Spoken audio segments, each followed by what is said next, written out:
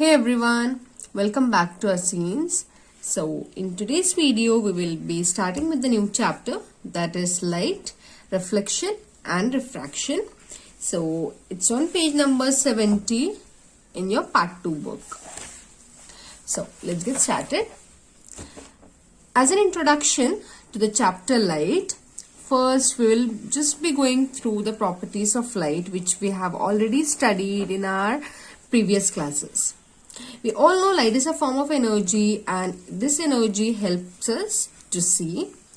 Light is also an electromagnetic wave and it does not require any medium to travel. That is, no air, no water is necessary for this light to travel.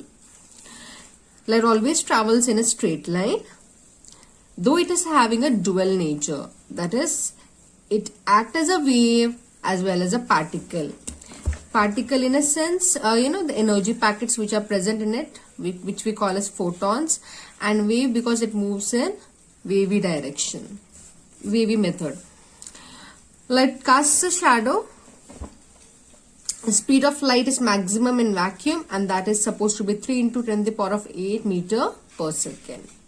Now, this is where our concern falls for this chapter. When light when light falls on a surface, any of these three things might be happening. Either it will be reflection,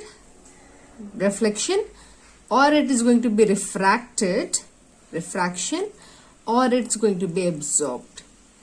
Absorption we know when the surface itself is absorbing or taking in all the light falling on it, we call it as absorption. Reflection is when bouncing of light takes place. We are going to see that in detail now. And refraction is when light passes through the surface. So, we'll start with reflection since our first part here is reflection and then the second half of the chapter is about refraction. So, as I said before, reflection is nothing but bouncing of light from a surface. So, imagine here we have got a surface, okay, and you can see here the incident ray. The incident ray is the one which is coming. The incoming ray, okay, this is the light ray which is coming, which is falling on the surface and it is bounced now. Because of bouncing, it is changing its direction and it is going to reflect back. So the ray which is falling is called the incident ray, and after bouncing, the ray which is returning, okay, because of the bouncing by the surface, we call this as the reflected ray. Incident ray, reflected ray. Now, correctly at 90 degrees from the surface, we draw an imaginary line. This imaginary line, see here, we can see the dotted line over here.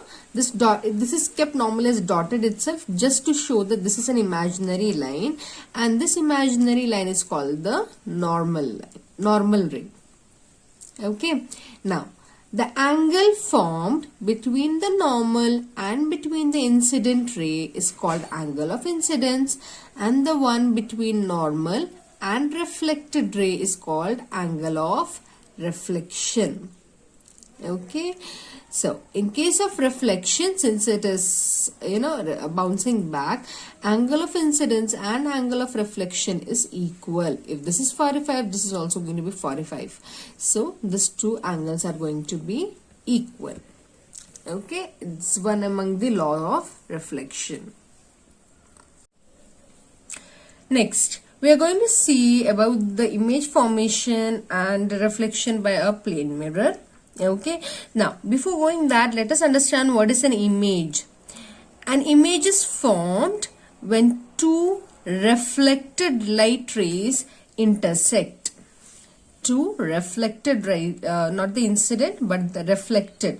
When two different reflected rays intersect with one another, an image will be formed. So, images normally are of two types, okay, real and inverted, real and virtual. Okay, so you might be understanding this better when we are actually dealing with the ray diagrams, but for now, let's just go through it. So, real image is formed when light rays actually meet. So when two light rays are actually intersecting one another, intersecting means they are crossing one another, then we call it as a real image. Virtual is when it is not actually intersecting, but it appears to be intersecting. So for example, okay, imagine there are two rays which are moving in opposite direction. Okay, this is the direction, this is the direction. Now you know these two rays are never going to meet, but though because of its direction we come to know that they might have met before, if at all they would have gotten a chance. Okay, this you're going to see in cases of your convex mirror, like in here. See here, this is the reflected ray, this is the reflected ray, and both these rays, they are not, this ray and this ray is never going to meet, but if you trace them back, it looks like they can meet at a point. Okay, and this might be the point of their image formation. This is such images where actual intersection is not taking place between the two reflected rays, but it appears to be meeting at a point. Such images are called virtual images. So real is, for real, I can give you examples of this. See here, this is a reflected ray and this is a reflected ray, and both are intersecting. So image formed by this intersection is a real image. Now real image, you can catch it on a screen. If you keep a plain screen or a plain paper, you can catch the image on it. So this is normally done with candles and all most of the time, and you get it. But in case of virtual image, you cannot obtain it on the screen. You cannot catch the image on a screen. It's not possible in this case, because you don't know where actually to keep your screen to get that image. Now, this is an important task. Real images are always inverted. You're not going to get a real image straight. It's always going to be upside down. So if I'm taking an image of this pen, okay, so if I'm keeping it in this manner, my image is going to be opposite. Okay, so it's going to be always inverted, whereas in case of virtual, it's always going to be erect image. That means it's going to be straight. As you are keeping it in the same manner, you're going to get your images. Okay, so image formed on cinema screen is nothing but a real image. Whatever you are watching on the big screen, it's in a real image. Whereas in case of virtual, images formed by a plane mirror or a convex mirror. Okay, so what better than what we are going to see now, that is plane mirror. So as you can see here, this is the plane mirror. Okay, suppose this is the mirror. If you keep it in this manner, it is this. Okay, now you are keeping an object over here. So imagine you yourself are standing over here and you are called here AB. So always for ray diagram or for an image to be formed, we are always taking two rays. One is running parallel to the main axis on which it is standing, and the other one is always running oblique. Okay, so see here, this is the straight running one. It's going to hit and it's going to come back. So same direction. The one which is running oblique will bounce and go back in the opposite direction this way. So this and this is going to be equal. Now, as you can see, this is the reflected ray over here and this is the reflected ray. This and this are not going to meet in reality. Instead, we are going to trace them back and we are going to find that there will be an image formed. There will be a point of contact for them. So at this point, the image will be formed inside the mirror. And as you can see here, this is standing on the platform. Hence, it is a erect image, virtual and erect. Okay. Other than being virtual and erect, the size is almost the same. See here. This is the size of you and this will be the size of the image. So it's not going to be enlarged, it's not going to be smaller. Obviously, it's going to be the same. Okay, and now other thing what you need to know over here is about lateral inversion. So best example to know your lateral inversion is your left side appears as the right in the mirror and your right appears as the left. So best application is regarding ambulance. Ever seen an ambulance? Okay, on the top of the ambulance, ambulance is never written straight as ambulance, but it's written in this manner. Okay, so this, why it is written in this manner? Because a car driver will obviously observe it not by turning back, but the mirror, which is the rear view mirror, which is having in the front as well as the sides. So when he observes through that mirror, this is going to be inverted.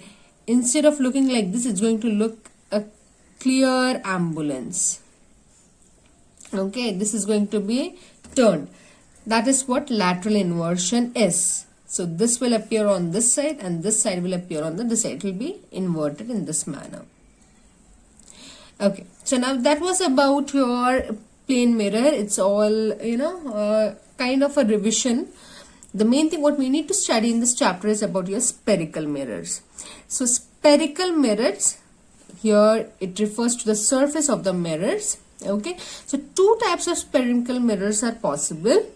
Okay, one is the convex and the other one is the concave.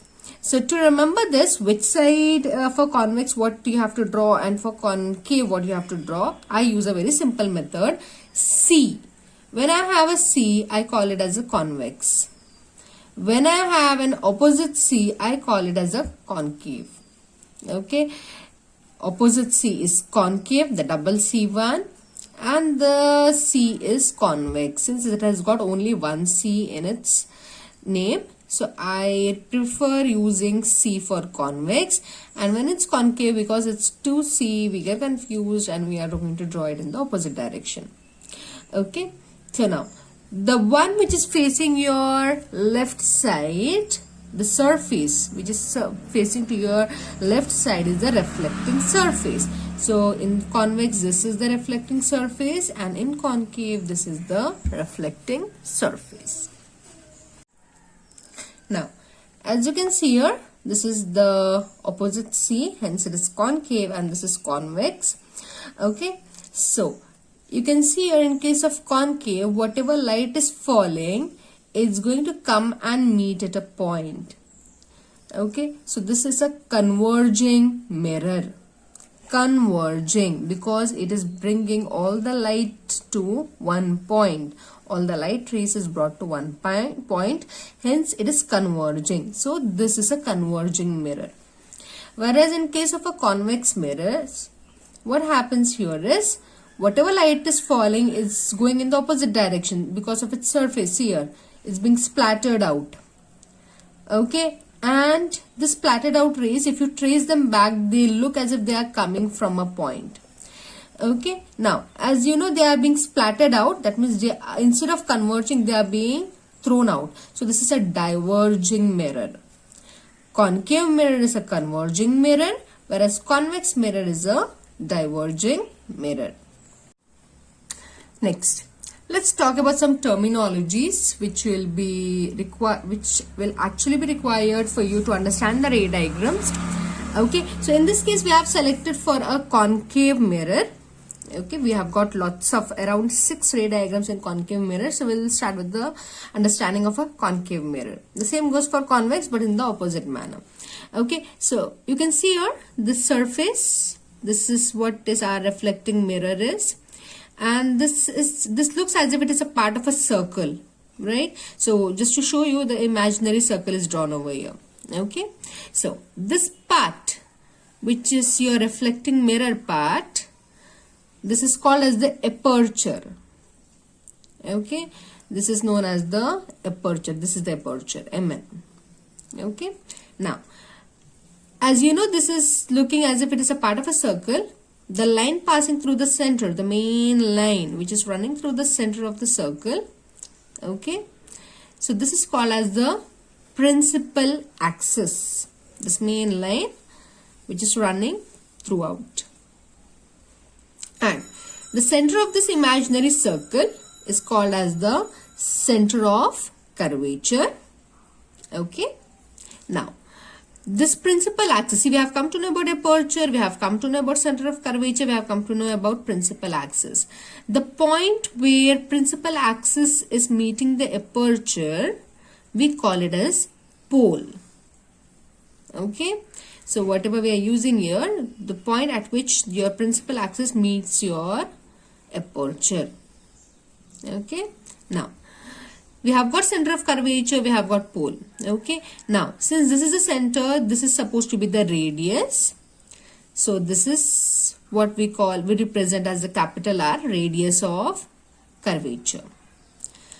Half of radius of curvature from this to this, suppose this is 5 centimeter. Okay, half of it is going to be 2.5. So we're going to mark exactly half of it. Okay, so where you are marking exactly half of it, we are going to name it as capital F, which is nothing but principal focus. Okay, so this principal focus is where, see, remember this is a concave mirror, so it's a converging mirror. So whatever light rays will be coming and meeting, they'll be at F. And in case of your convex mirror, which is a diverging mirror, okay, like in this case, see here, whatever diverging rays are there, we are going to trace them back, right? They are going to come and meet at a point F, principal focus. So this is the point where either light appears to be meeting at or it appears to be diverging at. See here, in this case it's meeting, in other case it's diverging. So principal focus is the point where this happens. And this is exactly the half of your radius of curvature. See, in this case, okay, this is your circle. So this is the center of curvature. So this is the radius. So half of the radius is principal focus. Half of the radius, principal focus. Now, the distance between principal focus and pole. The distance between principal focus and pole is known as small f. This f represents focal length. Distance between principal focus and pole is called focal length. So see, a principal focus is denoted as capital F, whereas focal length is denoted as small f. Okay. Next, we are going to talk about rules. Okay, rules while drawing a ray diagram for spherical mirrors. So we have got 3 rules and we are going to go through them. Okay, so the first one, okay, is when, I'll just state the rule over here. A ray parallel to the principal axis. This is our principal axis. We have got both the mirrors over here. This is the opposite C. So this is supposed to be concave and convex. So we are talking about a ray which is parallel to principal axis. So this is a principal axis, then this is the parallel ray. In this case, this should be the one. Okay, so we'll pass through the principal focus in case of concave mirror. This is the concave mirror, and see here, after reflection it's going to pass through principal focus. Whereas in case of convex mirror, it's going to appear as if it is passing or it's being diverged through that point. See here, after reflection this is going straight. Now if you trace this line back with the help of a scale, it looks as if it is coming from F. That means it will either pass through F or it will appear as if it is coming from F. Okay, so this is the first rule. Next, the second rule. A ray passing through the principal focus of a concave mirror or a ray which is directed towards a principal focus of a convex mirror after reflection will emerge parallel to the principal axis. Yeah, this is the opposite of your first law. Now, in the first law, we have seen that a ray which is parallel will pass through F or it will appear that it is coming from F. Now, in this case, it's the opposite. Imagine a ray is passing through F. See here, directly through F. After passing, after reflection, what will happen is the ray is going to be parallel to the principal axis. So in the first case, this was the case. In the second case, it's going to be this case. So once it has passed through F, after reflection, it's going to move parallel. Okay. Now, in case of your convex mirror, okay. Now, here what happens is your ray, the incident, see here, this, you can see the arrow mark, this is the incident ray. Your incident ray is in such a way that if at all there is no hindrance, then it's going to pass through F. Okay, now it cannot pass through, obviously this is a mirror, so it's going to be stopped here itself. So after hitting this point, okay, so after this reflection, it's going to pass parallel because it was supposed to pass through F. So the rule does not change. If at all your ray is passing through F or it appears to pass through F, fate is going to be the same. After reflection, it's going to pass as a parallel ray. Now, Your third law, whenever a light is incident on center of curvature, it's going to bounce back. After reflection, it's going to bounce back in the same direction. So see here, you can see the center of curvature in case of this concave mirror. Okay, it's passing through C, got hit, that is reflection has happened, and now it's not going to change its direction. In the same manner, it's going to return back. Okay, now coming to the second case, that is in case of convex mirror. Imagine that your ray of light is in such a way that if at all there is no hindrance, it's going to pass through C. Now, it will be stopped over here obviously because of the mirror.